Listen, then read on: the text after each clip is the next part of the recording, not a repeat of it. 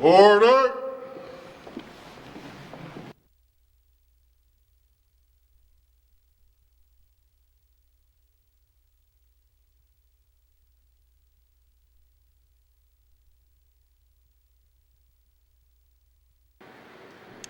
O God, may your spirit and guidance be in us as we work for the benefit of our people and for peace and for justice in our land and for the constant recognition of the dignity and aspirations of those whom we serve. Amen.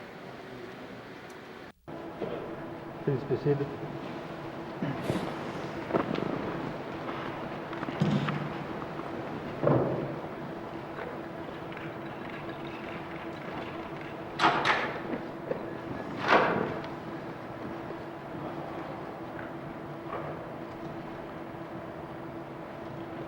Colleagues, staff and friends, it is my duty to advise this House of the passing of Miss Haley Carlson, who passed away yesterday, February 9th, 2020.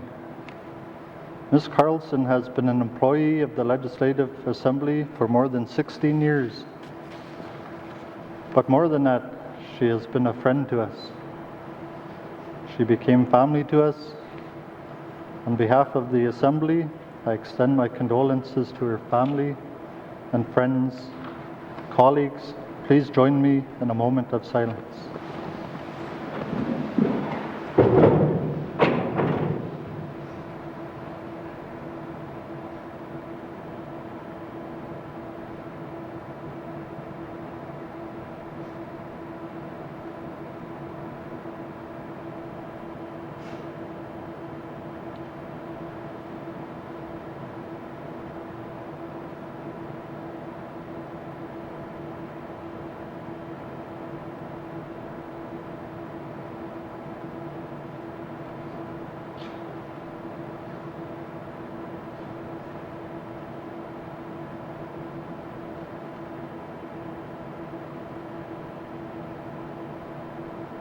Thank you, colleagues. Please be seated.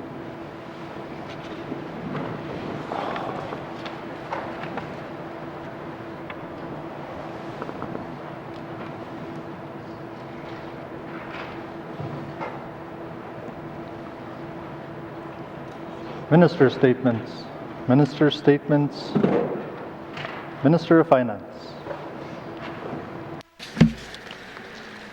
Mr. Speaker, the Government of the Northwest Territories is committed to supporting and providing employment opportunities to Northern students and graduates.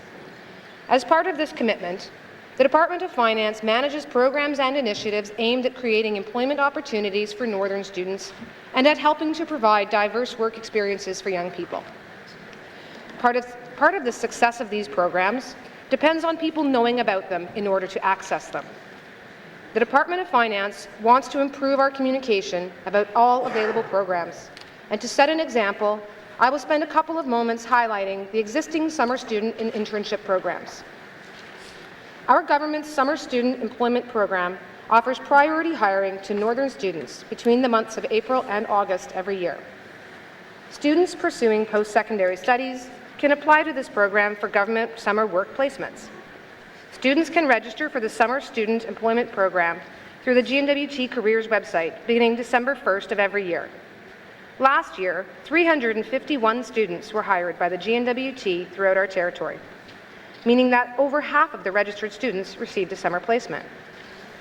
Beyond providing employment, the program also provides students with valuable real-world work experience, which can enhance their employment prospects upon graduation. Another program that provides meaningful opportunities for students is our internship program. The N.W.T internship program allows departments to recruit post-secondary Northern graduates into positions related to their field of study for up to 2 years.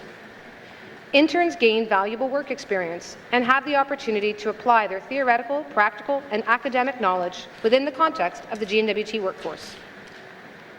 Last year, the N.W.T hired 34 interns, which was in line with the Department of Finance's funding availability. Departments may access the internship program without funding. However, those placements will be dependent on departmental budgets. This year, we are looking to increase the number of student interns. Recruitment efforts for 40 internship placements are underway within our departments. Intern pay varies and each position is evaluated based on the job duties and the knowledge and skills required for the position.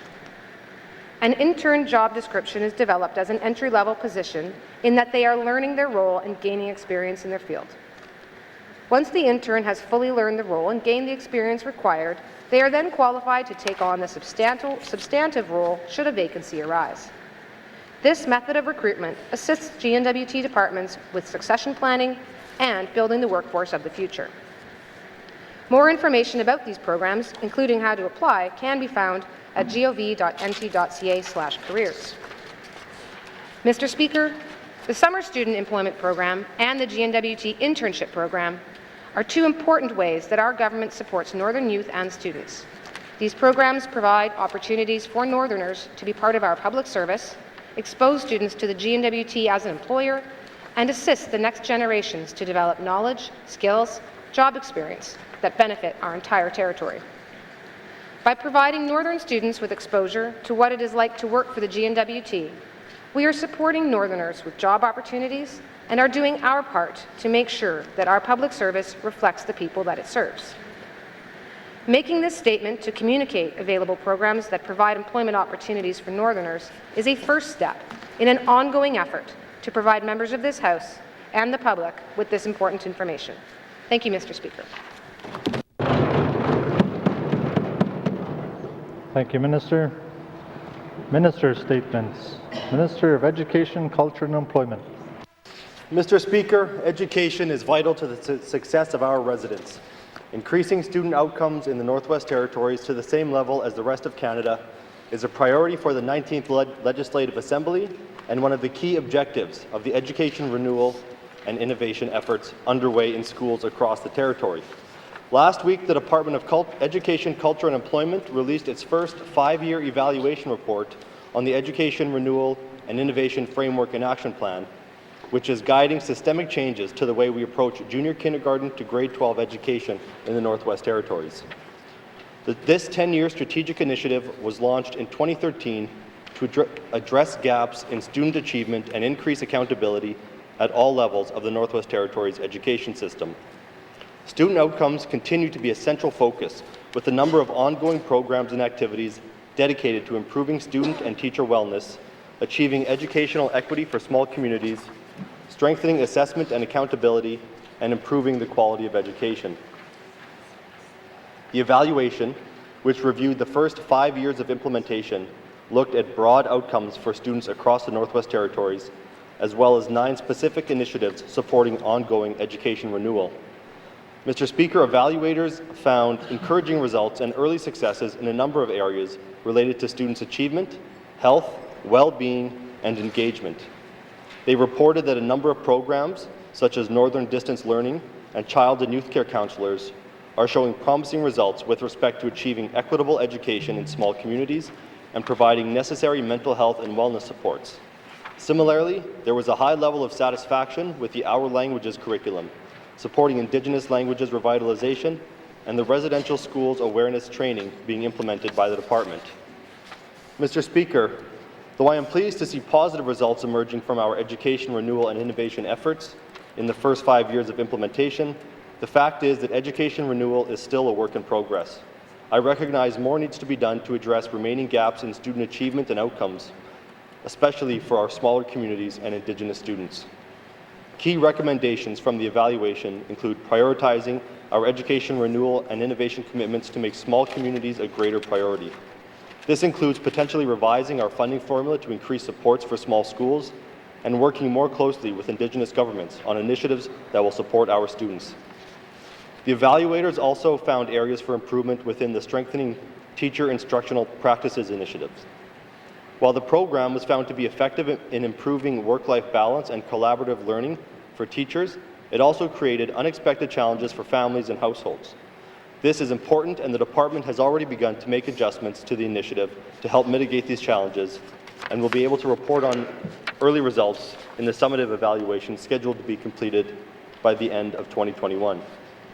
Mr. Speaker, the evaluators' recommendations mirror many of those found in the recent audit by the Office of the Auditor General of Canada, demonstrating that the department is both aware of and actively responding to known challenges within our education system.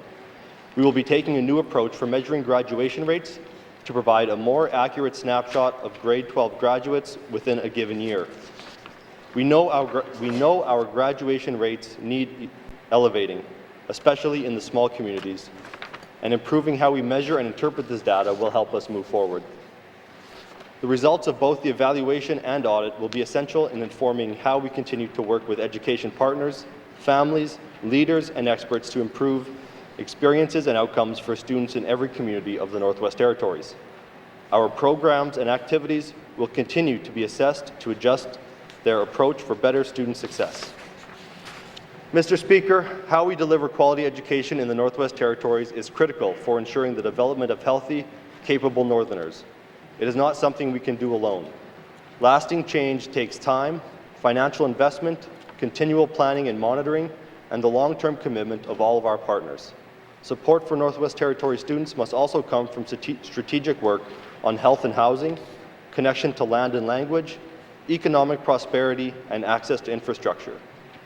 It is truly a shared responsibility, and I look forward to continuing to work with our families and partners to improve outcomes for students in all of our communities. Thank you, Mr. Speaker. Thank you, Minister. Minister statements. Minister statements. Member statements. Member for Thabatcha. Mr. Speaker, I would like to address the Government of the Northwest Territories Affirmative Action Policy. This policy was implemented to ensure equal representation of Indigenous people in the government workforce. An article in News North on February 4, 2020 indicated that the N.W.T Bureau of Statistics states that only 30% of the Government of the Northwest Territories workforce is Indigenous, while 59% non-Indigenous and 11% non-designated. At the senior management level, this number is even lower, with only 20% having Indigenous ancestry. These numbers are not representative of the Indigenous population of the N.W.T, which stands at a little more than 50%.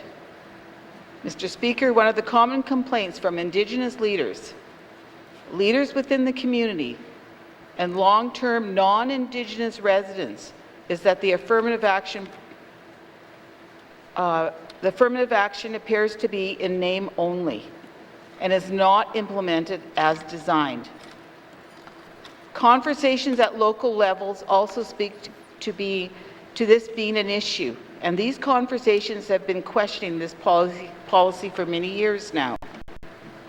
Mr. Speaker, considering the high number of non-Indigenous Government of the Northwest Territory employees as compared to Indigenous employees, it appears that the affirmative action policy is not being followed or implemented as planned.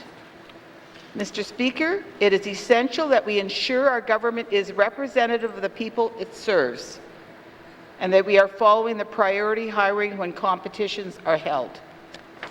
Mr. Speaker, neutrality in the hiring process must be followed. Every citizen of the N.W.T should have access to a fair and equitable interview and hiring process. The way it is now, it's not what you know, it's who you know. Thank you, Mr. Speaker.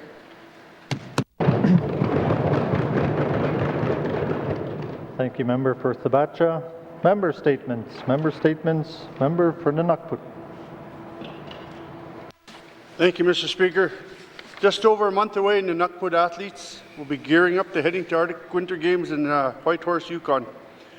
In March 15th to the 21st, 2020, that part of a delegation of 375 athletes representing our communities and across our great territory. Representing the games, Mr. Speaker, in 1970, the Arctic Winter Games started, growing across the circumpolar world in celebration of sports and culture and friendship. The Games give children the opportunity to demonstrate their skills while learning as good sportsmanship, inclusivity of Northern pride.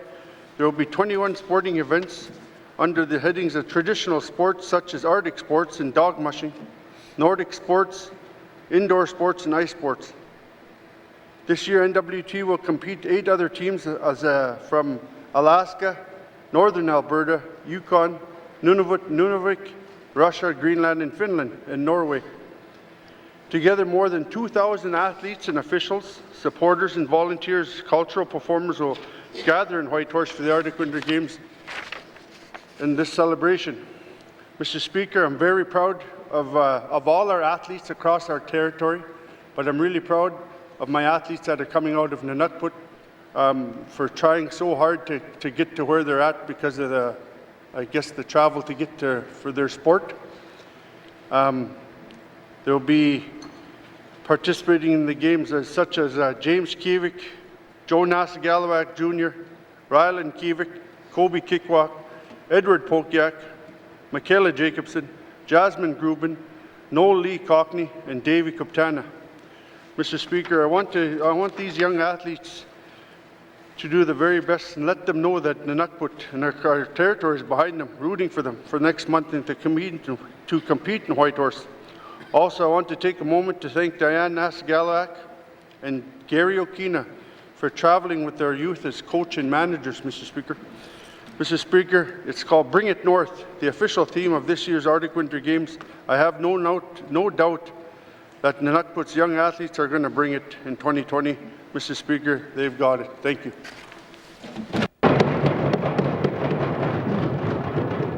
Thank you, Member for Nunavut. Member statements. Member statements. Member for Mumfway. Merci, Mr. Speaker. Mr. Speaker, Merci, Mr. Speaker. I, myself, we remember the passing of our friend. We send prayers to the family and also her friends.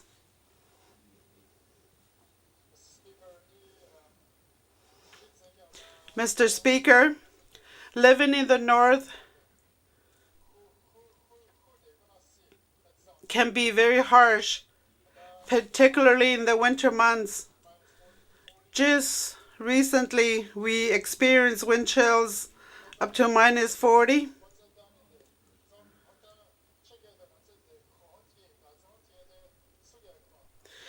Majority of our people should have wood stoves.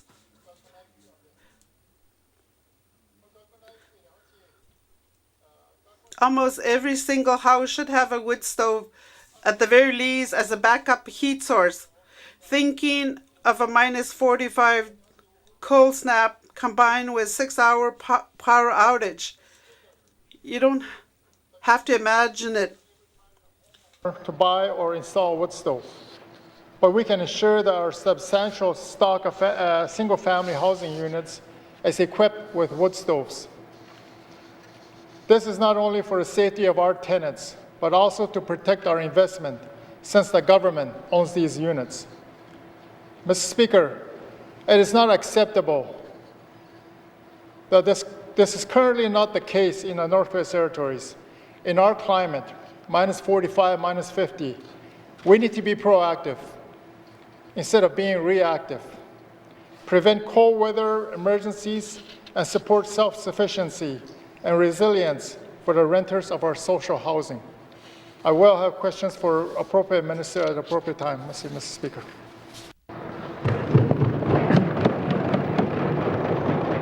Merci, Member for Mumfway. Member statements. Member statements. Member for Detroit. Merci, Mr. Speaker. Mr. Speaker, ECE provides much needed service through the Income Security Program. The program is helping people to make choices that are right for them. There are many people falling through the cracks when it comes to banking and related information gathering, such as bank statements. In the small communities, people don't have access to banks to get the required bank statements in order to access income security. This has put unnecessary stress on the clients, as they may have lost bank cards or forgotten bank card passwords, or just don't know how to get a bank statement, as there is no bank in the community. People are afraid they will fall behind in rent payments, utility payments, and find themselves being evicted and face a homelessness situation. Mr. Speaker, I will have Questions for the ECE Minister at the appropriate time. Masi. Thank you, Member for Ditchell. Member statements. Member statements. Member for Haverhill South. Thank you, Mr. Speaker. Mr. Speaker, I am very pleased that the RCMP will have 45 new housing units available to them within the next year. The service the RCMP members provide is invaluable to the communities and residents they serve here in the N.W.T, and as such, I am pleased with the initiative. Mr. Speaker, the N.W. Housing Corporation is set to supply the RCMP with these new housing units throughout the N.W.T. These units will go primarily into market communities where there are established real estate developers. Some of these developers have expressed concerns as to why the N.W.T. Housing Corporation is encroaching into the private sector supply of market housing and not providing them an opportunity to supply the units. Furthermore, Mr. Speaker, the N.W.T. Housing Corporation indicated that the construction of these new RCMP units are not to impact the current housing programs and not to impact the public housing stock or wait list. However, for Hay River, where RCMP are receiving 12 units, this will require the demolition of several public housing units. Mr. Speaker, how is this not impacting the public housing stock when the land is being reprofiled for use by non-public housing tenants? This eliminates the land available for future public housing use. The N.W.T. Housing Corporation has stated on many occasions they would like to see current tenants own their own home. Now they have their chance to make that happen. Instead of demolishing the existing units, the units should be first made available at reasonable cost to tenants that may be in a financial position to own and maintain a home. Mr. Speaker, turning to the construction of the units, it is my understanding that the RCMP units will be put out to tender shortly. What I am expecting and what I will hold the N.W.T. Housing Corporation accountable to is that all the units will be built in the north by northern contractors and workers. It is not in our best interest as a government to bring in modular homes from southern Canada, as all that does is bleed money out of the north and provides no benefit to our businesses, suppliers and workers. With this project, we have an opportunity to put our businesses and people to work while providing much needed training. Let's do the right thing. Thank you, Mr. Speaker. Thank you, Member for Haverhill South. Member statements. Member statements. Member for Yellowknife Centre. Mr. Speaker. Mr. Speaker, we have in this room today the largest number of women ever elected to the N.W.T. Legislative Assembly. The election of 9 women in October was the result of hard work by current and former members of this House and many others. The question now, and it's not too early to ask this, is how do we maintain the equality of political representation we've now achieved? Mr. Speaker, by way of background, I'm going to recap some milestones in the 18th Assembly that got us here. First, members made correcting the underrepresentation of women a mandate priority, and the minister responsible for the status of women, now the Premier, and I, took every opportunity to raise this issue. Second, all members unanimously supported a motion to increase women's representation with specific targets. Third, the Speaker got on board by tabling a paper in June 2018 about a potential solution, guaranteed seats for women. Next, a special committee, with me as chair, visited 10 communities to talk about guaranteed seats and to find out what barriers prevent women from running to become MLAs. Mr. Speaker, we gathered a tremendous amount of useful information from the people who attended our hearings. We distilled their ideas for policy changes into 7 recommendations in our interim report that were adopted unanimously. These were simple but important changes, such as creating a parental leave provision, making childcare an allowable expense for MLAs, and creating a space in this building for parents to be with their young children. The committee didn't find much support for guaranteed seats, yet it got the conversation started. Mr. Speaker, another reason for our success in electing so many women is because of training and education efforts.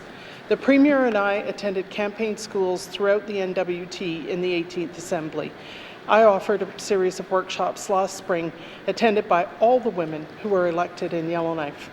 There were also private mentoring efforts and the launch of a new campaign school curriculum. Mr. Speaker, I'm thrilled that this change took place so quickly and so decisively, but we can't rest. We need to continue educating women to develop the skills and confidence to take part in public life. I will have questions for the Minister responsible for the status of women. Merci.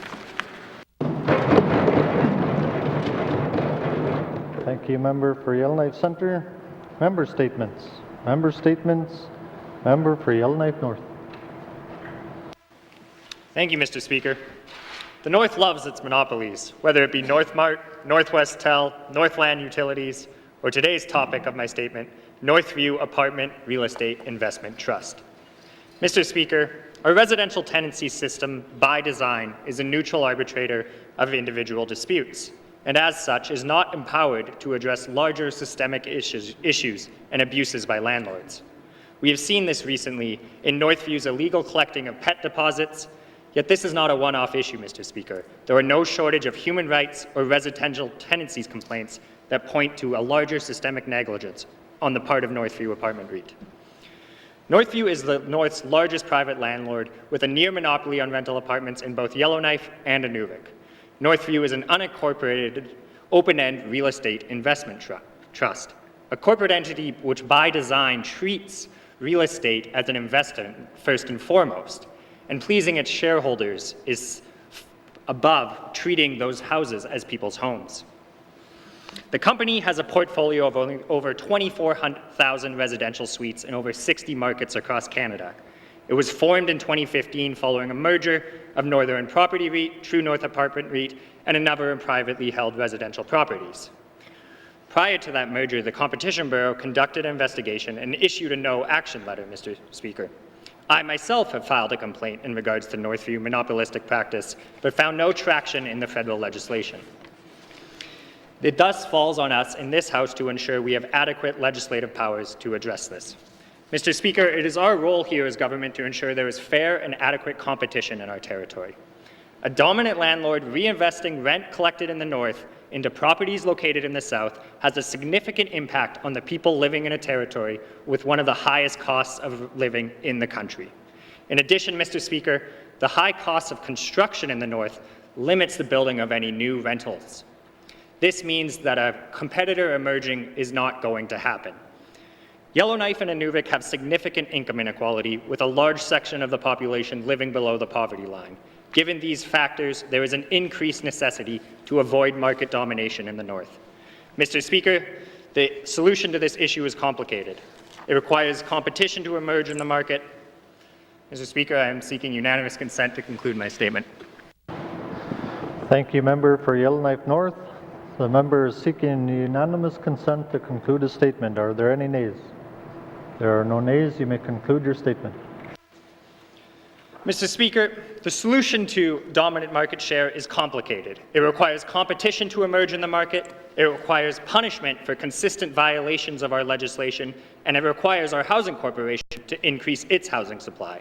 Today, I will have questions for the Minister of Justice to begin the discussion of how to address Northview's dominant market share in the North. Thank you, Mr. Speaker.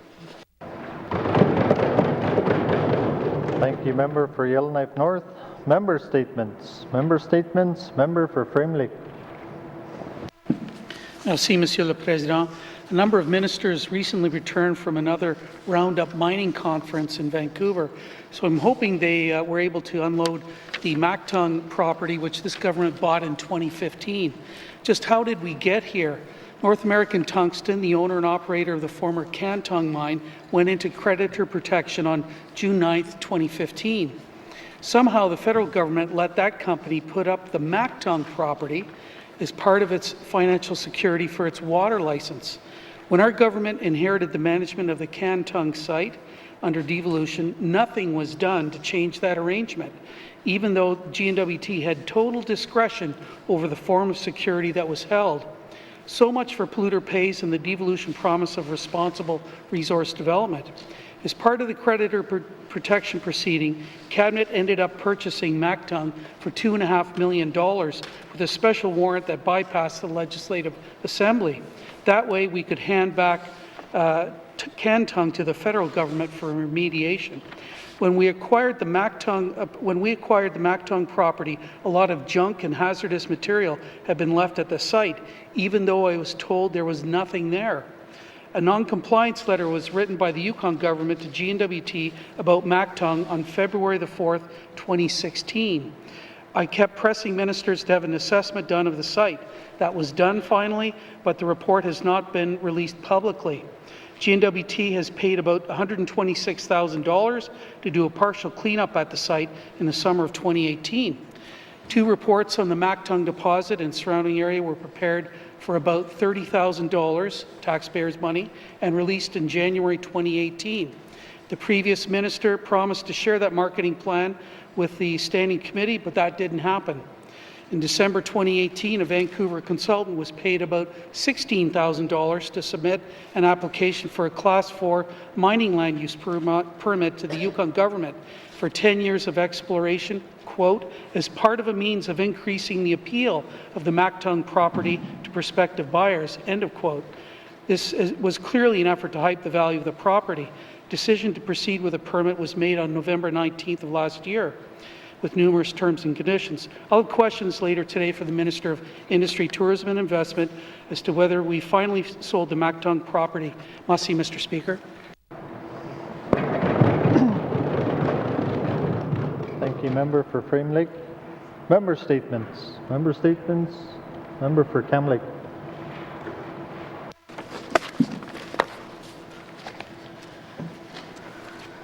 Mr. Speaker, I was lucky to grow up in the North.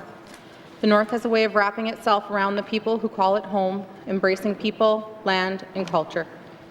Regardless of whether people plant their feet for a year, 10, or a lifetime, their roots are bound to this place and, more importantly, its people.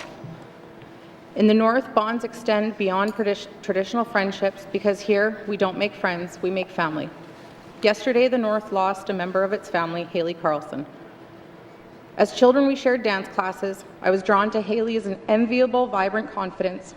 As a photographer, to her smile that started in her eyes, and as a public servant here in the Legislative Assembly, I was impressed by her professionalism, unwavering ability to always stay 2 steps ahead, and as the glue that holds this branch of government together. Haley was assertive, confident, and motivated. She was fiercely independent and fiercely loved. Mr. Speaker, a few years ago, I met a man who told me he was going to die, and that made him one of the lucky ones. He explained that of all the eggs in the world, he made it to a viable pregnancy, and of everything that could go wrong in pregnancy, he was born. After his birth, his mother was told he had a degenerative disease and wasn't expected to live past the age of 8. On the day we met, we were the same age and both parents of young children. He beat the odds given to his mother on his birthday. But every day he knew that life may take a devastating turn, but he lived. He learned to ride a bike, graduate high school, started a business, got married, and welcomed 2 children. Despite the uncertainty, he lived, and every day we are here makes us the lucky ones. Mr. Speaker, Haley left behind a beautiful daughter, Shanley, that she shares with her husband, Mike, an incredible memory bank shared with her sisters, family, friends, acquaintances, and colleagues, and for the 19th Legislative Assembly, a well-trained clerk's office. Haley also left us with a painful reminder that we don't live forever. We all die, and our time here is not infinite, not for any of us. We don't know how long we have, and it is not within our control. But what we can control is what we choose to do with our time and the legacy we choose to leave behind. Haley left us a great legacy, and we are the lucky ones.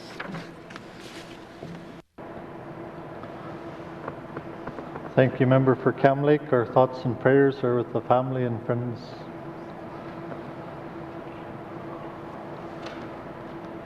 Member statements. Member statements. Returns to oral questions. Returns to oral questions. Recognition of visitors in the gallery. Honourable Premier. Mr. Speaker, I'd like to recognize Ms. Nadine Yosef, who's with Maclean's Magazine and is up here doing an interview on women in politics, and welcome to the Legislative Assembly. Thank you, Mr. Speaker. Thank you, Honourable Premier. Recognition of visitors in the gallery. Member for Decho. Mr. Speaker, I'd like to welcome 2 pages from the community of Kakiza to the Assembly, Rain Simba and Caden Simba. They were accompanied by their mother, Jennifer Simba. I'm not sure if she's in the house, I can't see them, but I'd like to welcome them to the Legislative Assembly. Merci. Thank you, Member for Decho. Recognition of visitors in the gallery. Member for Bootlick. Thank you, Mr. Speaker. I too would like to welcome our 2 pages from Inuvik, Pearl Gillis and Tyra Bain. Welcome. Thank you, Member for Inuvik, Bootlick. Recognition of visitors in the gallery. Member for Mumfway. Merci, Mr. Speaker. Mr. Speaker, we have interpreters here for the Clinchon language. Mayor Rose Sundberg is here. I'd like to thank her. When we have meetings, we have interpreters, and we also had Harriet Paul as a Clinchon interpreter, but her mother has passed, so that is why she is not here today. We send prayers to the family. Merci. Thank you, Member for Mumfway. Recognition of visitors in the gallery. Recognition of visitors in the gallery. Acknowledgements. Acknowledgements. Oral questions. Member for Thabacha. Mr. Speaker, what efforts are being made to ensure those listed in the priority hiring are receiving appropriate access to interviews and employment in the government of the Northwest Territories? Thank you, Member for Thabacha. Minister of Finance. Thank you, Mr. Speaker. Mr. Speaker, the affirmative action policy is one tool that the Government of the Northwest Territories uses to ensure that we have a representative workforce. And in so doing, in addition to having that policy and having that in place for all hiring across the Northwest Territories, there are efforts made in the course of the careers recruitment process to provide assistance. There's a help section within the website and within the department that can assist individuals in terms of resume writing and can assist them with interview preparation. In addition to that, there are officers within the Department of Human Resources that can assist with maintaining and following the affirmative action policy to see that it is in fact working as hard as it can. It is but one policy, Mr. Speaker, and we do recognize that recruitment to the service of the Northwest Territory is going to be one that requires us to look across all of our departments to make sure that we are providing supports and assistance to the people of the Northwest Territories so that they're ready and able to apply to the positions as they become available. Thank you, Mr. Speaker. Thank you, Minister. Oral questions. Member for Thabacha. Mr. Speaker, who is involved in the appeal process when priority candidates are unsuccessful at obtaining employment?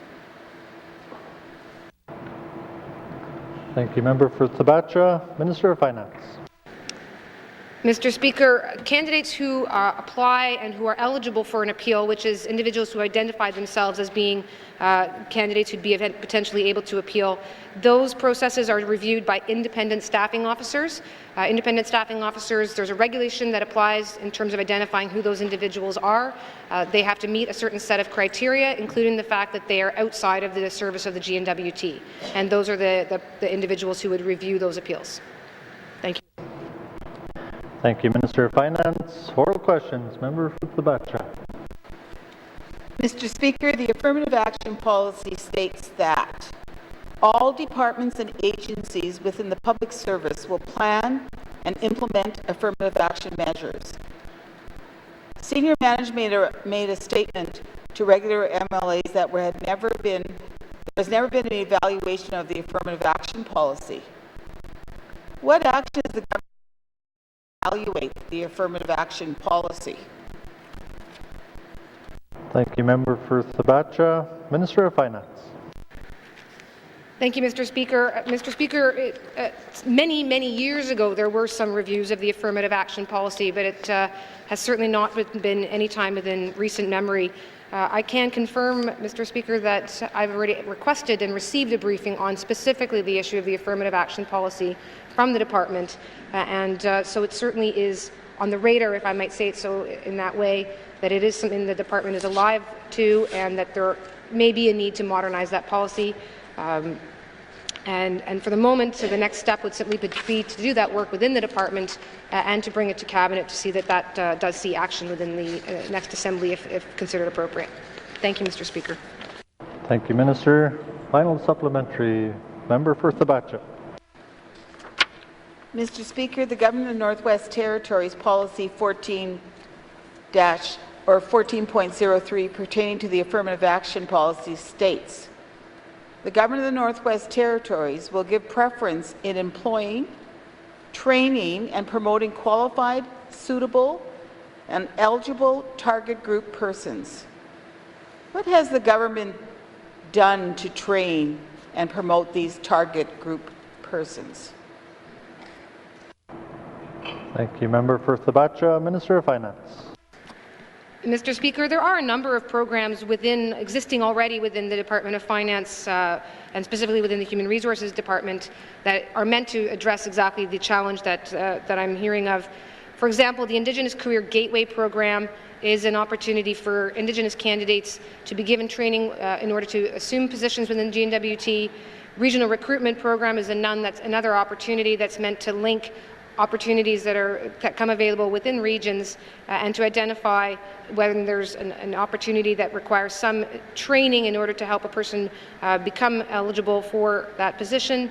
Indigenous Management Development Training Program, that's an opportunity for individuals already within the GNWT's public service to see that they have appropriate skills and training so that they can continue to advance their careers within the GNWT. So there certainly are a few programs within the Government of the Northwest Territories. And as I mentioned earlier today in my own minister's statement, that there's a recognition that perhaps more efforts can and should be made to ensure that those programs are well communicated to the public, to our staff, and to all members of the Legislative Assembly. Thank you, Mr. Speaker. Thank you, Minister. Oral questions. Member for Yellowknife Centre. Merci, Mr. Speaker. Mr. Speaker, my questions are for the Minister responsible for the status of women. As I mentioned in my statement, women found the campaign schools helpful in preparing them to run and win in the last territorial election. My question for the Minister is whether she is a supporter of the campaign schools for women. Merci. Thank you, Member for Yellowknife Centre. Minister responsible for the status of women. Thank you, Mr. Speaker. Absolutely, I'm in support of offering the training and the women across the Northwest Territories. Empowering and encouraging women to participate fully in public office is essential to ensuring that government reflects the societies they represent. The Government of the Northwest Territories recognizes that women face many challenges when considering to run for office. Our government remains committed to ensuring that women's voices are heard at all levels. Thank you, Mr. Speaker. Thank you, Minister. Member for Yellowknife Centre. Thank you, Mr. Speaker. Thank you to the Minister for that response. My next question for the Minister is, when will the campaign schools resume and who will be offering them? Merci. Thank you, Member for Yellowknife Centre. Minister of Status of Women. Thank you, Mr. Speaker. A facilities workshop is scheduled to be held here in Yellowknife March 10th and 11th. The purpose of this workshop is to teach women from across the Northwest Territories how to teach the campaign school for women.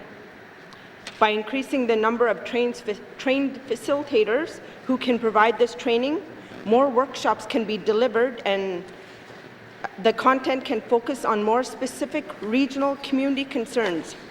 A call for expression was advertise inviting potential facilitators to submit their names to take part in the facilitators workshop. Up to 15 regional community participants will be selected. Once this workshop is complete, the Women's Advisory Office will work with the trained facilitators to schedule workshops and to be held in all the regions in this calendar year. Thank you, Mr. Speaker. Thank you, Minister. Member for Yellowknife Centre. Thank you, Mr. Speaker. Lots of good news in that answer. So my understanding is that there will be widespread campaign schools and they will be offered by local people.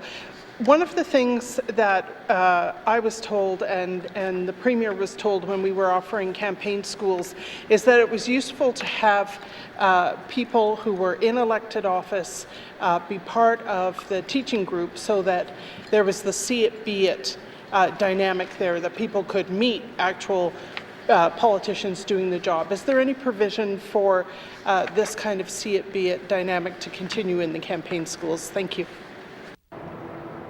Thank you, Member for Yellowknife Centre. Minister of Status of Women. Mr. Speaker, yes, we have the special advisor for the Women's Advisory Office, and we'll work with the communities that are interested in hosting workshops. Thank you, Mr. Speaker. Thank you, Member for Minister. Member for Yellowknife Centre.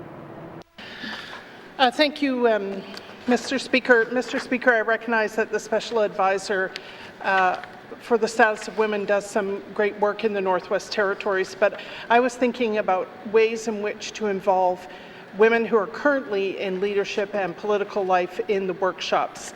Is it possible to find a way to involve these women in the campaign schools? Thank you. Thank you, Member for Yellowknife Centre. Minister of the Status of Women. Mr. Speaker, absolutely. That's the intent, and I also like to add that the Women Advisory Office will be scheduling workshops in the communities where a campaign school for workshops has not been held. Thank you. Thank you, Minister. Oral questions. Member for Ditchell. Mr. Speaker, my questions are related to the income security program, the shortfalls of client banking in the small communities. I believe it is the income security workers that advise clients to open bank accounts. The onus is now on the clients to produce bank statements. Can the minister advise if the income security employees are advising clients to open bank accounts? Let's see. Thank you, Member for Ditchell. The Minister of Education, Culture and Employment. Thank you, Mr. Speaker. I think that it's advisable to have a bank account. It's easier to keep track of your money. Direct deposits make their way into that bank account sooner, but there's also the option to cut a check at the Income Assistance Office, so it's not an absolute necessity to have a bank account. Thank you, Mr. Speaker. Thank you, Minister. Member for Ditchell. Let's see, Mr. Speaker. From what I understand and what I've been approached by is that they are required to have a bank account, because part of the process to get income security is the income security employee needs the bank statement. That's what I understand of that program. And that's what's stressing out many of the clients, especially the ones that aren't working. And there's some of the seniors that are involved in that too. And they're not meeting their obligations to pay their rent. And that's why I asked that, because I understand that they're being sent away from the Income Security Office to go get someone else to help them print those bank statements. So that'd be my next question to the minister is if their employees are required to assist, if they're opening the bank accounts, to assist with inquiring and printing bank statements for the clients. Merci. Thank you, Member for Ditchell. Minister of Education, Culture and Employment. Thank you, Mr. Speaker. There's been some staffing issues in Fort Providence, and there hasn't been someone there like permanently every single day for quite a while, but I'm happy to announce that on January 27th, that position was permanently staffed, and so a lot of those issues that the residents have been facing are going to be cleared up, and this person has previous experience as a client service officer. So the client service officer can help clients access their equipment, phones, faxes, and computers at the office that they can use, and so there should be no reason that they're being sent away. That being said, the member has brought these concerns to me, and so I'm going to dig deeper, and I can look into this and get back to the member with some more specifics. Thank you, Mr. Speaker. Thank you, Minister. Member for Ditcho. Merci, Mr. Speaker. It always seems like with the income security program, there's always one problem after another since the inception of the program. There's changes here, changes there.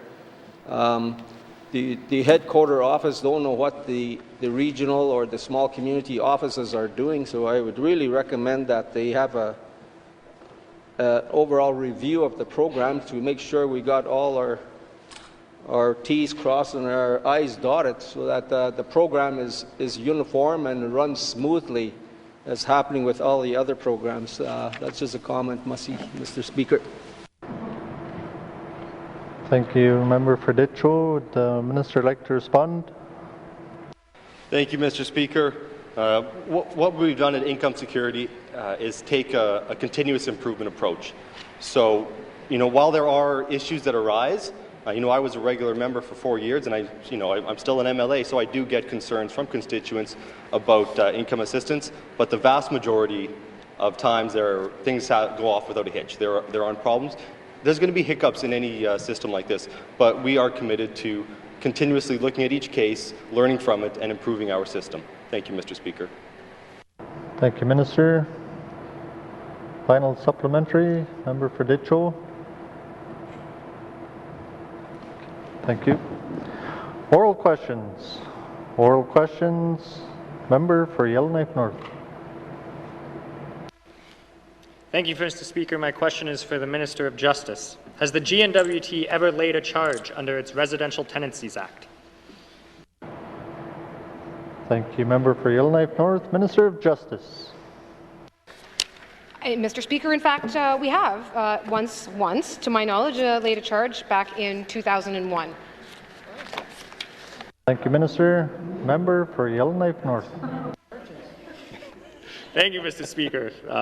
That one charge, I believe, points to a larger systemic issue in that it is not worth pursuing a prosecution under our Residential Tenancies Act, as presently the maximum fine available to a corporation is $25,000. I've talked about Northview earlier today. $25,000 is not even a rounding error on a multi-billion-dollar corporation. Mr. Speaker, my question is for the Minister of Justice. Is the $25,000 fine for corporations under our Residential Tenancies Act consistent with best practices? Thank you, Member for Yellowknife North. Minister of Justice. Mr. Speaker, the maximum fine of $25,000 is actually among the highest in all of the country. Mr. Speaker, to my knowledge, there's only 2 provinces or territories that have significantly higher fines, and a third, namely Quebec, that has a fine set at $29,000. So we are in line with what's happening in other jurisdictions. Thank you, Minister of Justice. Member for Yellowknife North. Thank you, Mr. Speaker. One of the issues with fines is that in a residential tenancies dispute between a landlord and a tenant, the fine then goes to the N.W.T, which doesn't necessarily resolve the issue. Under more recent legislation in the Northwest Territories, we have provided territorial judge with a suite of remedial powers, such as orders that would allow some of that money to then go to the tenant in the dispute. Does the Minister of Justice Is it best practice to provide our territorial judges with remedial powers under the Residential Tenancies Act? Thank you, Member for Yellowknife North. Minister of Justice. Mr. Speaker, the powers under the Residential Tenancies Act were recently transferred from being restricted to the Territorial Court to the Supreme Court, which certainly did increase the suite of options available to judges and improve the options in terms of their enforceability. Mr. Speaker, the Residential Tenancies Act is aimed at essentially settling disputes between individuals who have civil disputes, and certainly the suggestion that there should be powers more akin to a criminal law powers is not going to be appropriate or even possible within the jurisdiction of the Act. So to that extent, in my view, it is already doing what it can to provide options for tenants to take action and to enforce their orders and to do so within the powers that are available within our court services. Thank you, Minister. Member for Yellowknife North. Thank you, Mr. Speaker. I believe we found ourselves in a situation where, in only ever laying one charge, even if it is aligned with other jurisdictions, the North does not have any tools to address such systemic abuses.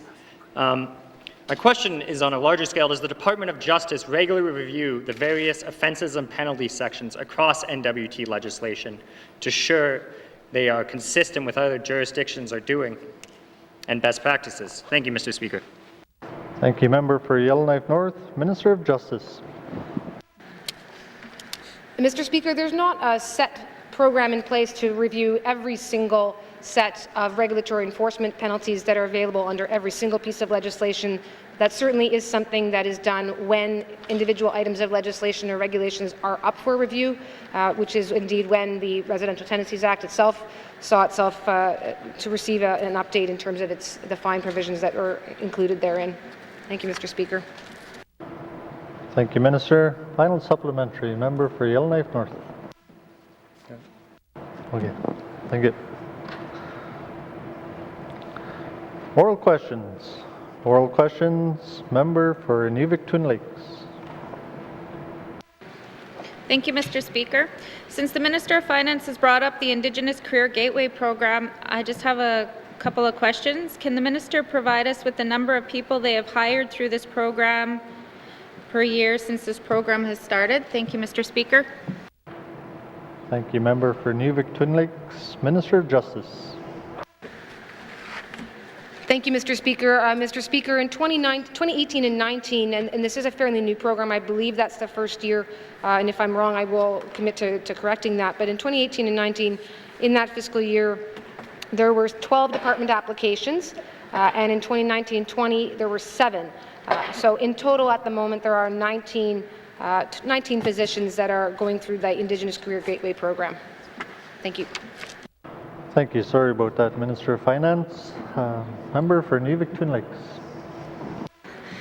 Thank you, Mr. Speaker. Can the Minister tell me where these positions were located? Thank you. Thank you, Member for Inuvik-Twin Lakes. Minister of Finance. Thank you, Mr. Speaker. In 2018-19, Mr. Speaker, there were 7 in Yellowknife, 1 in Fort Smith, 1 in Betchoko, and 3 in Inuvik. And for 2019 and 20, there were an additional 2 to Yellowknife, 3 to Inuvik, 1 to Betchoko, and 1 to Hay River. Thank you, Minister. Oral questions. Member for Inuvik-Twin Lakes. Thank you, Mr. Speaker. Was the money that was allocated for these positions utilized annually? Thank you, Mr. Speaker. Thank you, Member for Inuvik-Twin Lakes. Minister of Finance. Mr. Speaker, it is an annual. It's part of an annual budgeting process where there's $40,000 in total available through the Department of Finance to departments that seek to avail themselves of the program to a maximum of 15 positions per year. Minister, final supplementary. Member for Inuvik-Twin Lakes. Thank you, Mr. Speaker. So, according to my calculations, no, it hasn't been utilized. So, will the Minister commit to ensuring that her department does more training with managers, supervisors about this program, focusing especially in the regions? Thank you, Mr. Speaker. Thank you, Member for Inuvik-Twin Lakes. Minister of Finance. Mr. Speaker, thank you, and I appreciate that this shows people are listening to a minister's statement. I acknowledge, certainly, and I believe the department acknowledges that we can and should must do a better job of getting word out on the programs that we have. There are good programs in the N.W.T to support the development of our staffing and the development of a representative workforce. This is a good program, and it's one that the member has pointed out rightfully is perhaps being underutilized. There's more space to utilize it. So, as I've said earlier today, we are committing to improving our communications. We're improving getting the word out, and I can certainly ensure that I get back and respond more fulsomely to the House or to the member with respect to what is being done at a management level to ensure that our managers are aware of these programs as well. Thank you, Mr. Speaker. Thank you, Minister of Finance. Oral questions. Member for Hayre South. Thank you, Mr. Speaker. My questions are for the Minister of the N.W.T Housing Corporation. Mr. Speaker, private business is very important to the North, and it's very important that we support this sector. So the question I have for the Minister of Housing is, why would your department not provide the private sector an opportunity to provide the units for use by the RCMP? And would you consider reviewing this decision? Thank you, Mr. Speaker. Thank you, Member for Hayre South. Minister responsible for the Northwest Territories Housing Corporation. Thank you, Mr. Speaker. Thank you, member, for your question. All N.W.T, all new units required by the RCMP to be constructed in accordance with the N.W.T public procurement policies that will ensure that the northern proponent will have the opportunity to express their interest in understanding the construction of these units. In the terms of maintenance and administration of the units, the RCMP have chosen the Northwest Territories Housing Corporation to carry that over. Thank you, Mr. Speaker. Thank you, Minister. Oral questions. Member for Hayre South. Thank you, Mr. Speaker. It's no secret that there exists a long waiting list with individuals and families waiting to access public housing. How then do you explain demolishing existing stock and using the land for units that are not for public housing use? It'll be lands that are lost for this use. Thank you, Mr. Speaker. Thank you, Member for Hayre South. Minister of the Northwest Territories Housing Corporation. Thank you, Mr. Speaker. Thank you, member, for your comment. The Northwest Territories Housing Corporation capital planning process includes the disposal of N.W.T Housing Corporation owned units that are beyond economic repair or free of the land for future construction. The disposal of the surplus housing units supports community-based planning to help make the land available for construction of the housing units to support community governments in dealing with properties in the community. The Housing Corporation continues to explore opportunities to support projects that hire local people to gain employment and training while demolishing the public buildings. Thank you. Thank you, Minister. Oral questions. Member for Hayre South. Thank you, Mr. Speaker. I'm not certain of the condition those units are in, but I did drive by and they appear pretty fine to me, probably better than what I'm living in. Was there ever any consideration to make these existing units available to housing clients that would be in a financial position to purchase them for a nominal fee? Thank you, Mr. Speaker. Thank you, Member for Hayre South. Minister responsible for the Northwest Territories Housing Corporation. Thank you, Mr. Speaker. Thank you, member, for your comments.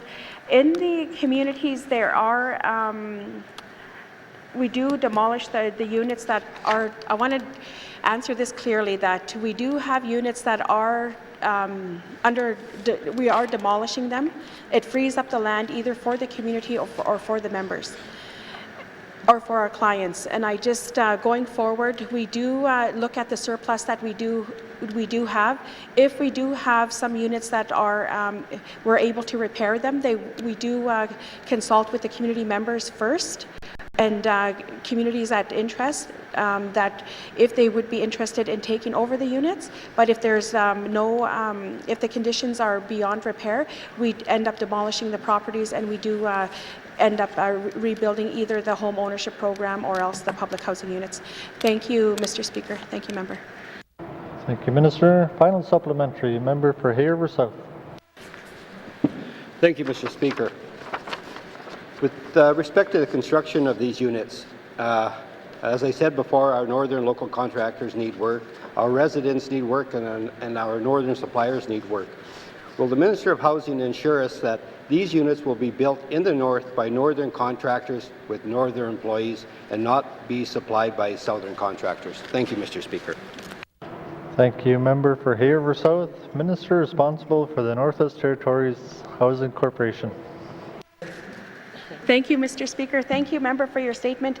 95% of the northern contracts that are distributed through the Housing Corporation are northern contractors here in the Northwest Territories. And I just wanted to express that we have 6 units that are going up in Fort Smith, RCMP units, 3 in Norman Wells, 17 in Inuvik, 7 in Fort Simpson, and 2 in Hay River.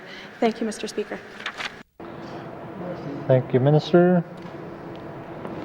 Oral questions. Oral questions, member for Frame Lake. Merci, Monsieur le Président. Earlier today, I reviewed the history of our government's acquisition and management of the Mactung property. We accepted it as financial security against the shaky Cantong mine. I have spent money cleaning up the site and compiling reports in the hope of finally selling it. Can the Minister of Industry, Tourism and Investment tell us after 5 years of owning the Mactung property, whether we've sold it, and if not, why? Merci, Mr. Speaker. Thank you, member for Frame Lake. Minister of Industry, Tourism and Investment. Thank you, Mr. Speaker. The Mactung property has not been sold yet, as we are currently in the middle of a sales process. Our goal is to find a private sector owner for both the Mactung property and the Cantong mine as soon as possible. Our strategy is to market Cantong and Mactung together with the Government of Canada, and we believe this is the right approach, and we will continue moving forward with this strategy during 2020. Thank you, Mr. Speaker. Thank you, Minister. Member for Frame Lake. Merci, Monsieur le Président. I want to thank the Minister for that. It's not clear to me why these 2 properties are being marketed together. They're 140 kilometers apart. That's by air. If you try to drive from one site to the other, it's 700 kilometers. Can the Minister explain why we're marketing these properties together? Merci, Mr. Speaker. Thank you, member for Frame Lake. Minister of ITI. Mr. Speaker, selling the Mactung deposit together with the Cantong mine allows prospective buyers to evaluate and propose a more comprehensive tungsten business plan that could possibly include economically feasible mining operations, remediation, as well as exploration.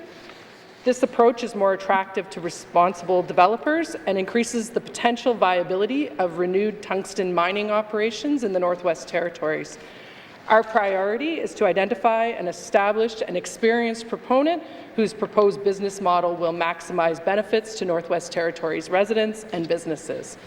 I am happy to update the member that we have completed a request for qualifications process to shortlist suitable proponents, and we are now defining the terms for the request for proposals to send to the shortlisted candidates. We are actively engaging with Indigenous governments and organizations in the Yukon and the Northwest Territories throughout this process. Thank you, Mr. Speaker. Thank you, Minister. Member for Frame Lake. Merci, Monsieur le Président. I want to thank the Minister for that. This property's been on sale for at least 6 months and nothing's really happened. So I'd want to ask the Minister about the terms of sale for it, because they're certainly not very clear. Can the Minister tell us what, if any, liabilities does a purchaser assume, and what liabilities, if any, stay with this government? Merci, Mr. Speaker. Thank you, member for Frame Lake. Minister of ITI. Mr. Speaker, one of the key goals when designing the request for proposals and negotiating with the preferred proponent will be minimizing the liabilities retained by the federal and territorial governments. The way that it is structured will be defined in the request for proposals, and I will be happy, like I said, to update the members when it is developed. I can only speak to Mactung, as the Government of the Northwest Territories will be seeking a proponent that will assume all the current authorizations and the Mactung site in its entirety. Thank you, Mr. Speaker. Thank you, Minister. Oral questions. Final supplementary. Member for Frame Lake. Merci, Monsieur le Président. I want to thank the Minister for that and her words about minimizing liabilities. I thought that's what this government should be doing all along, but that doesn't seem to be the case. So it remains to be seen whether we can actually ever sell the Mactung property and recover our costs. So I'd like the Minister, though, to explain what lessons, if any, this government has learned from the Mactung property acquisition and possible sale. Merci, Mr. Speaker. Thank you, Member for Frame Lake. Minister of ITI. Mr. Speaker, I would agree with the member that this government should be looking for efficiencies wherever possible. I would like to say that we have affirmed that there remains interest in our Northwest Territories tungsten resources in today's minerals industry. I'd like to say that we've demonstrated through partnership we can turn a tough situation around and set the stage for development with a responsible, collaborative, and local benefits-focused approach. Mactung is a world-class tungsten deposit. Our involvement ensures that its development potential is recognized and remains secure. Our active involvement in the sales process helps to ensure that the right buyer will be found and that the potential of this property to create benefits for the Northerners is realized.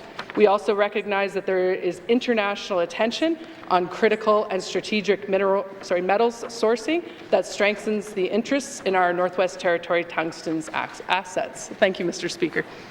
Thank you, Minister. Oral questions. Member for Kamloops. Thank you, Mr. Speaker. Mr. Speaker, there still seems to be many questions on the minds of Northerners, including my constituents and those students of Aurora College.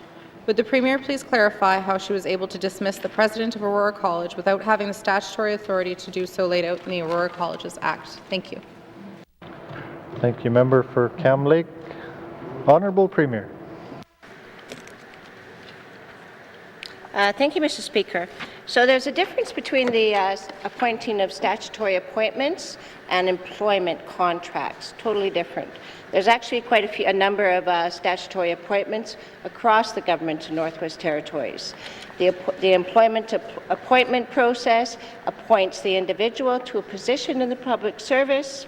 Statutory appointments are made by the minister and assigns responsibility under the legislation. In some cases, a position may have more than one statutory appointment.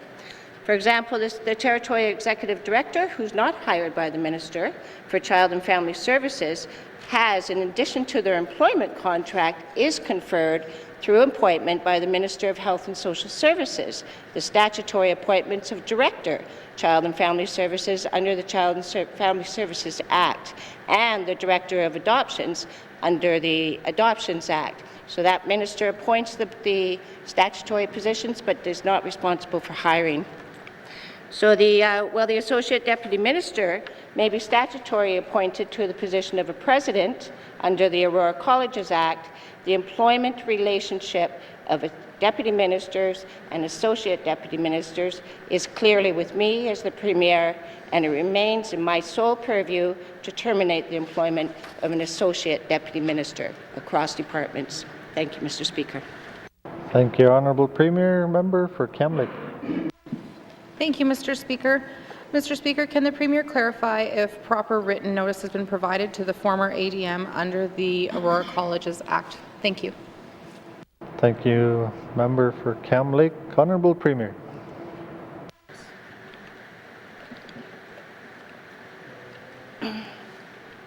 Thank you, Mr. Speaker. I need clarification.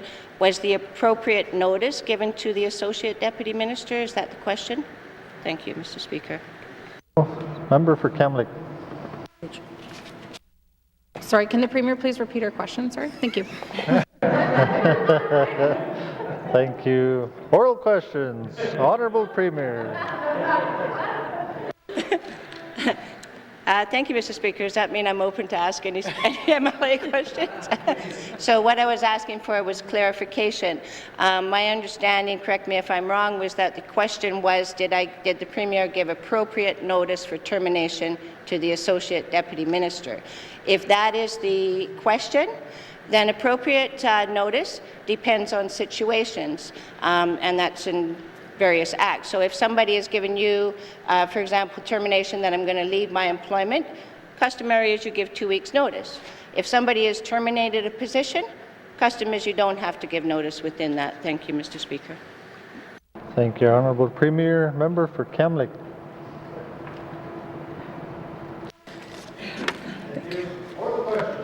Oral questions. Member for Nunukput. Thank you, Mr. Speaker. Mr. Speaker, I have questions for the Housing Minister today. The federal monies for those new units across the territory for the 17 units in Nunavut, is that federal monies or they're taking out of our Housing Authority funding? Thank you, Mr. Speaker. Thank you, Member for Nunukput. Minister responsible for the Northwest Territories Housing Corporation.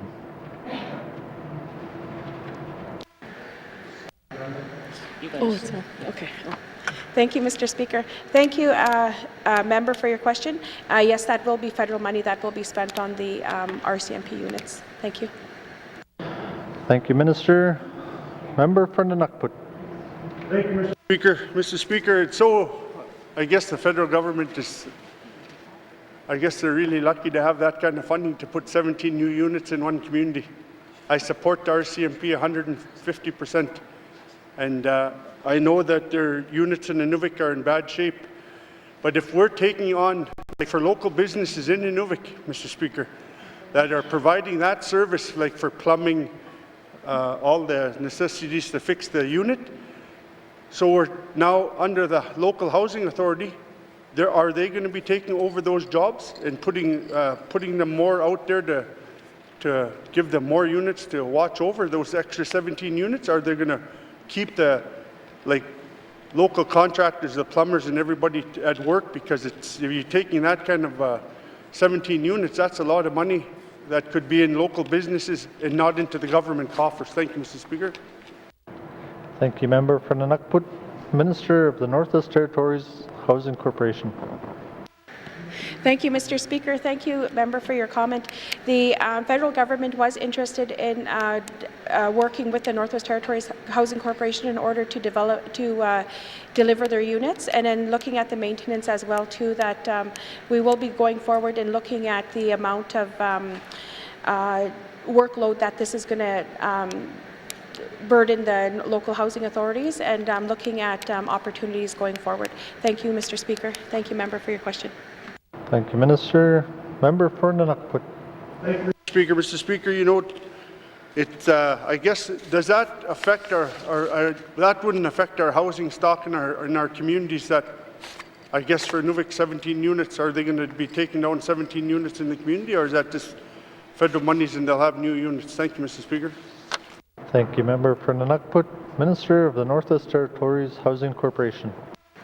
Thank you, Mr. Speaker. Thank you, member, for your question. This will not burden our current budget that we are forecasting going forward. The units are federal funded units, and they're not funded by the Northwest Territories. Thank you, Mr. Speaker. Thank you, member.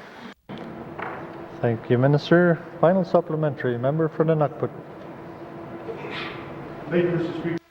That's not what I asked, but okay. Today, I'd like to say in my riding I have 30-year-old Weber units, and Weber units, you see people taking pictures of in their units of snow coming in the doors and the windows and stuff like that, and just outdated, need new funding to repair those units to local LHOs. I think that, you know, next time she's meeting with the housing minister, I guess, Mr. Speaker, she needs to bring up local communities that are affected up north. And if they're so quick to give money to the federal government, they should be giving us more money to fix our units in the north. Thank you, Mr. Speaker. Thank you, member for Nunukput. Minister for the Northwest Territories Housing Corporation. Thank you, member, for your Thank you, Mr. Speaker, and thank you, member, for your comments. I am mindful that there are drastic housing scenarios within your region, and I am committed to be going into your region in the summer. I do want to look at these units, but going forward, there are housing programs that we have to offer to the clients that are living in these conditions. And I'm willing to work with them going forward, and also like contacting our local housing authorities, working with our district offices to make sure that they outreach to the clients that are in need of home repair. Thank you, member, and thank you, Mr. Speaker. Thank you, Minister. Oral questions. Member for Mumfwee. Mr. Speaker. Mr. Speaker, just like to follow up on a question from Cam Lake, member. Mr. Speaker, it is troubling that the Minister of Education, Culture and Employment played no role in a recent Aurora College president dismissal, and that in fact he was not consulted. The minister made it publicly. There's lots of confusion from this side of the House and from the public, and the public wants answers. Mr. Speaker, this raises concerns regarding the legal propriety of President's termination. I'd like to refer back to Aurora College Act, which vests authority over the hiring and firing of the President exclusively, with the minister responsible for the college and not the Premier. Section 19 of the Act. Mr. Speaker, first question I have is, we have so many acts here in the Northwest Territories passed in this House by members of the Legislative Assembly. One of them happens to be Aurora College Act. Mr. Speaker, once these acts are passed in the House, doesn't it become law that we follow as a government of Northwest Territories? Thank you, Member for Mumfwee. Honourable Premier. Thank you, Mr. Speaker. I would like to offer to maybe sit with the member after and look at the interpretation, because my interpretation of the Aurora College Act does not say that the minister is responsible for hiring and firing. My interpretation of the Aurora College Act says that the minister is responsible for appointing a president. So different termination, and it doesn't say firing at all or terminating. So as I stated earlier, there are many positions. The employment contract of an associate deputy minister or a deputy minister remain with the Premier. There are many departments across that actually will appoint statutory appointments that are not responsible for the employment contract. No minister that I know of, except for hiring their secretaries or their special advisors, do not hire employees into the public service. However, once people are hired into the public service, that minister may appoint people that are in the public service to statutory positions. Again, that minister does not responsible for the employment contract. The employment contract is under the department's perusal within that. So thank you, Mr. Speaker. Thank you, Honourable Premier. Member for Mumfwee. Mr. Speaker. Mr. Speaker, in my eyes, this is a law that we follow in this House and also out of this House as a government. Section 19.1 of the Aurora College Act, the minister shall, in consultation with the board, appoint a president of Aurora College. So when a former minister appointed the president, there was no college board. Was that legit? But that's another discussion, another topic of the day, because we're beyond that. But with this act, clearly states that minister responsible shall appoint with consultation with the board. I just want to make the process clear.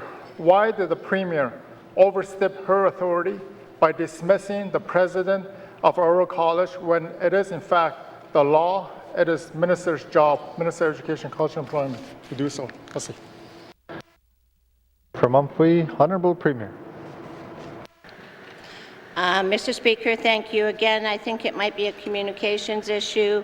At no time have I broken the law. In fact, we've had more legal opinions on this than not. The Premier is responsible for hiring and terminating associate deputy ministers and deputy ministers. Appointments to positions are not contingent on the minister having to hire or terminate. There are many statutory positions that the minister is not responsible for hiring. In fact, very few positions can a minister hire for. So we're blending in two positions or two things that should not be blended. Thank you, Mr. Speaker. Premier, member for Mumford. Mr. Speaker.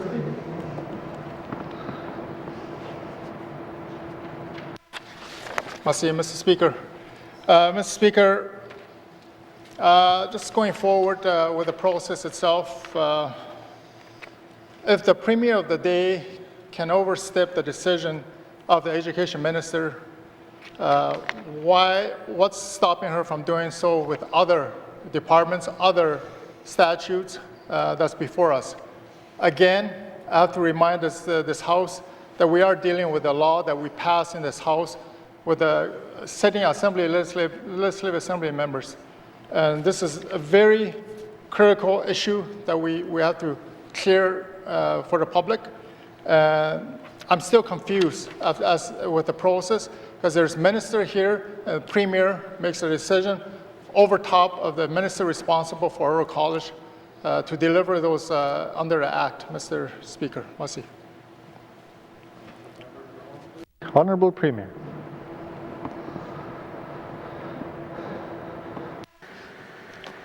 Thank you, Mr. Speaker. Again, I have not broken the law. There is a clear separation between employment contracts and statutory appointments. The minister did say in this House and publicly that there were discussions, and there were discussions. The decision of how that came about, the minister was not part of. That was mine. But there were discussions. Nothing is done in isolation. Thank you, Mr. Speaker. Thank you, Honourable Premier. Final supplementary, member for Mumford. Merci, Mr. Speaker. Mr. Speaker, there might have been a discussion, but the decision to overrule the minister's authority is in question in this House. Section 19.1, Minister shall, in consultation with the board, appoint president of Oral College. Clearly lays out, Mr. Speaker. And here we have a Premier that came down to say, I don't like this, we're going to change this. There's other statutes, other committees, other organizations, departments that are in a similar boat. Are we going to allow the Premier to call the shots end of the day to say if she likes it or not? Is the minister are given authority to appoint or dismiss? Mr. Speaker, I'm still confused with the whole process, and I'm not happy with what happened, the process itself. I thought we were given authority to the ministers, 6 ministers, to operate their department, according to the act that we have in place. But that doesn't seem to be the case. I'm kind of worried and concerned in that area. And so with that, Mr. Speaker, I just want to lay it out because this is public need to know the process itself. Merci. Thank you, member for Mumford. Honourable Premier. Thank you, Mr. Speaker. Again, discussions were had. This wasn't made on my own. It was a decision that I made. I hire, I terminate. That is done on my authority, but there is consultation that happened within that. I must also point out that because somebody is taken, so when people are appointed into positions such as boards, presidents, etc., that the minister doesn't hire for but appoints, the minister also has a time after that. There's usually a 60-day period that you can actually revoke those board appointments or presidents, etc. So the termination of an employee or a board member, etc., does not necessarily mean that you have to wait until they're revoked from their position as a board member. If that was the case, we would have board members throughout the Northwest Territories that would actually be having to get honorariums, paychecks, after their termination. The termination is separate than the appointment. Thank you, Mr. Speaker. Thank you, Honourable Premier. Oral questions. Oral questions. Member for Haver South. Thank you, Mr. Speaker. Mr. Speaker, this question is for the Minister of the N.W.T Housing Corporation. Currently, the N.W.T Housing Corporation has $43 million sitting in investment earning 1.5 to 2.5%. They also showed, this is from their audit last year, show a surplus of $26 million. So what I'm going to ask the Minister, and I know she'll say yes to this, will the Minister commit to providing the Soaring Eagle Friendship Centre with financial support to develop a comprehensive proposal to establish a men's shelter in Hay River? Thank you, Mr. Speaker. Yes. Housing it. Thank you, member for Hay River South. Minister responsible for the Northwest Territories Housing Corporation. Thank you, Mr. Speaker. Thank you, member, for your question. The $26 million that is within the Northwest Territories Housing Corporation is actually for the 47 units, RCMP units, that we will be constructing this year, and we will be putting those out for tender in the next couple of months. Also looking at the Soaring Eagles Friendship Centre, I would like to see a business plan going forward and seeing how that we can assist them and what we can do to support them. Thank you, member. Thank you, Mr. Speaker. Thank you, Minister. Member for Hay River South. Thank you, Mr. Speaker. So is that a yes? Thank you, Mr. Speaker. Thank you, member for Hay River South. Minister for Housing Corporation. Thank you, Mr. Speaker. Thank you, member. Please encourage them to submit their business plan, and we will work with them going forward. Thank you, member. Thank you, Mr. Speaker. Thank you, Minister. Member for Hay River South. Okay. Oral questions. A lot of interest here today. We have 4 more to go. Member for Kamloops. Thank you, Mr. Speaker. Mr. Speaker, during our December sitting, I was pleased when the Minister of Finance affirmed her commitment to the modernization of the Public Service Act. I'm wondering if the Minister could please provide us with an update. Thank you. Thank you. Member for Kamloops, Minister of Finance. Thank you, Mr. Speaker. Mr. Speaker, first and foremost, one of the most important parts for the Department of Finance in this regard is to ensure the relationship that we have with the unions, the UNW and the N.W.T Teachers Association, and so that certainly has been part and parcel of going forward with those plans, is to ensure that we are engaged with them and that they are also aware of any steps that are being taken with respect to the Public Service Act. In addition to which, this certainly is something that's been worked on extensively in the department over the last couple of months and is continuing through that process. It's already come through to Cabinet, and that's a decision now that Cabinet has an opportunity to look at. I am hopeful that it will continue through the various processes of this House and that the member will get a more fulsome update in fairly short order, but still in due course, in keeping in mind the way that things have to make their way through this House. Thank you, Mr. Speaker. Thank you, Minister. Member for Kamloops. Mr. Speaker, in appreciating the processes that have to happen, can the Minister provide us with an expected timeline of when we might see that? Thank you. Thank you, member for Kamloops, Minister of Finance. Thank you, Mr. Speaker. Mr. Speaker, I think the next step is that a matter will come to Cabinet, and after it will, I'm sure, receive its a thorough review at this stage. Then it will, depending on what comes to Cabinet, then it goes forward into the process. So as far as a timeline, I would think at this point we're expecting a next step over in Cabinet within the next month or two, keeping in mind that the Department of Finance also involves preparing the budget and that people are fairly flat out in that regard. So I'm tempted to say the spring will know one way or the other where the winds will blow. That's probably what the best I can give this to the House at this time. Thank you, Mr. Speaker. Thank you, Minister.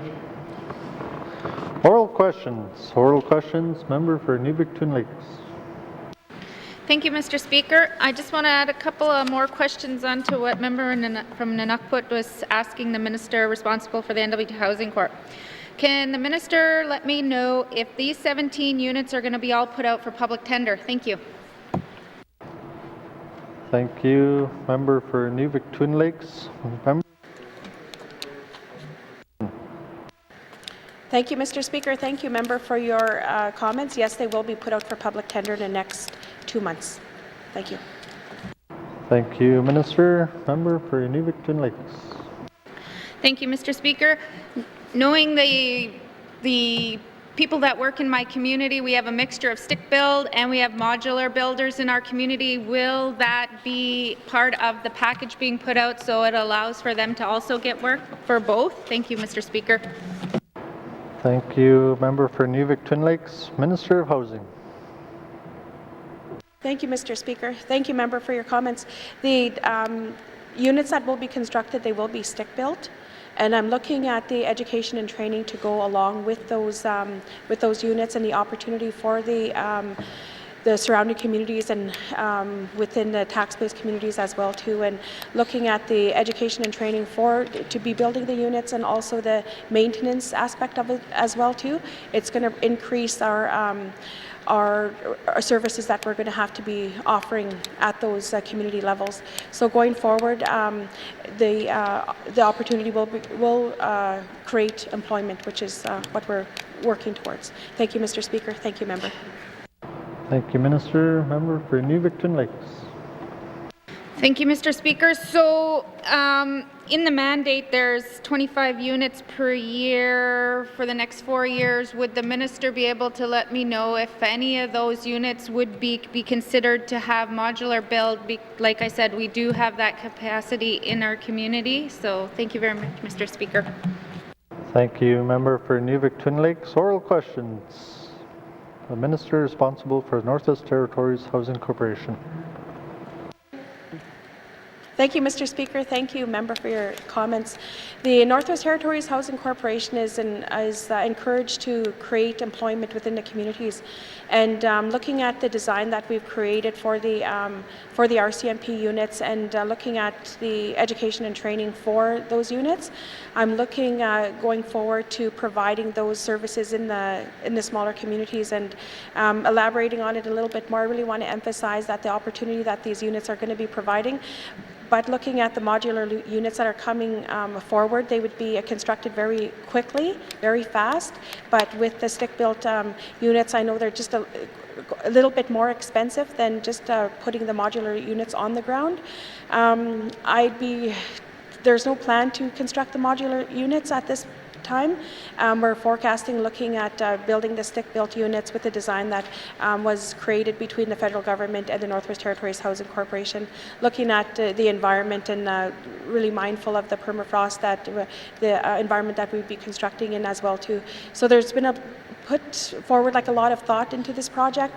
There's 47 units going across the Northwest Territories, and going forward I would like to elaborate on it a little bit more and keep the members updated on what it is that will be, when these units will be constructed and when they'd be put out for tender. Thank you, Mr. Speaker. Thank you, member. Thank you, Minister. Final supplementary, member for Nuvik-Twin Lakes.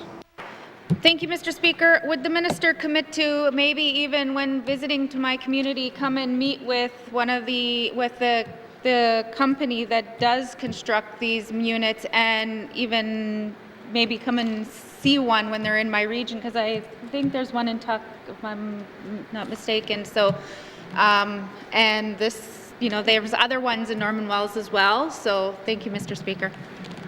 Thank you, member for Nuvik-Twin Lakes. Minister responsible for the Northwest Territories Housing Corporation. Thank you, Mr. Speaker. Thank you, member, for your comments. Yes, I will commit to coming into your riding and to take a look at these units, as I'm very eager, very excited to see how these public tenders and these projects are going to pan out. Very interested in looking at the local hire and how many people we've employed within your riding. Thank you, member. Thank you, Mr. Speaker.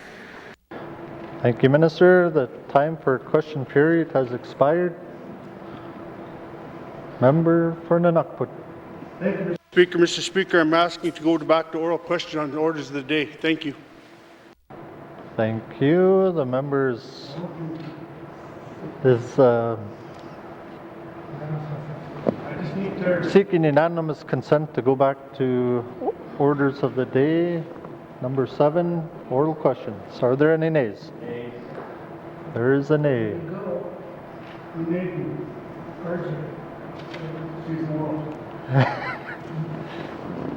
Okay, oral questions.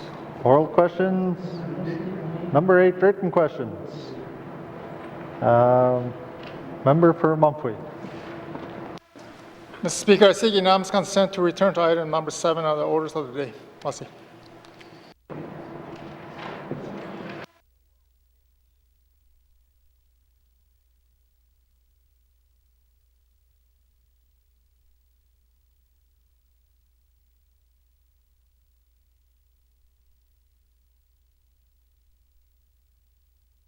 Okay, as just made aware, the motion can't be brought forward until another piece of business has been completed.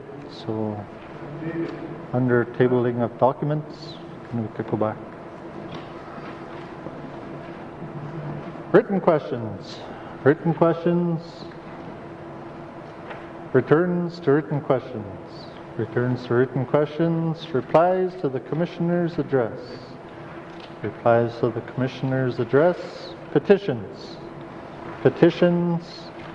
Report of committees on the review of bills. Report of committees on the review of bills. Reports of standing and special committees. Reports of standing and special committees. Tabling of documents. Tabling of documents, member for Tunade-Welladay. Mr. Speaker, further to my comments for my member statement on February 6, 2020, I wish to table the Wet'suwet'en Dene First Nations Caribou Stewardship Plan. It is titled Inadaha Atenhati. Thank you, Mr. Speaker. Thank you, member for Tunade-Welladay. Tabling of documents. Tabling of documents. Notices of motion. Member for Mumfree. Merci, Mr. Speaker. Mr. Speaker, I seek unanimous consent to return to item number 7 on the orders of the day. Merci. The member seeking unanimous consent to return to item 7 on the orders of today. Are there any nays? Nay. There is a nay. Notices of motion. Notices of motion. Motions. Motions. Notices of motion for the first reading of bills. Notices of motion for the first reading of bills. First reading of bills. First reading of bills. Second reading of bills. Second reading of bills. Consideration in Committee of the Whole of bills and other matters. Consideration in Committee of the Whole of bills and other matters. Report of Committee of the Whole. Report of Committee of the Whole. Third reading of bills. Third reading of bills. Mr. Clerk, orders of the day. Orders of the day for Tuesday, February 11th, 2020, 1:30 p.m. Prayer, minister statements, member statements, report of committees on the review of bills, reports of standing and special committees, returns to oral questions, recognition of visitors in the gallery, acknowledgements, oral questions, returns to written questions, replies to Commissioner's address, petitions, tabling of documents, notices of motion, motions, notices of motion for first reading of bills, first reading of bills, second reading of bills, consideration in Committee of the Whole of bills and other matters, report of Committee of the Whole, third reading of bills, orders of the day. Thank you, Clerk. Colleagues, this House stands adjourned until Tuesday, February 11th, 2020 at 1:30 p.m. Order.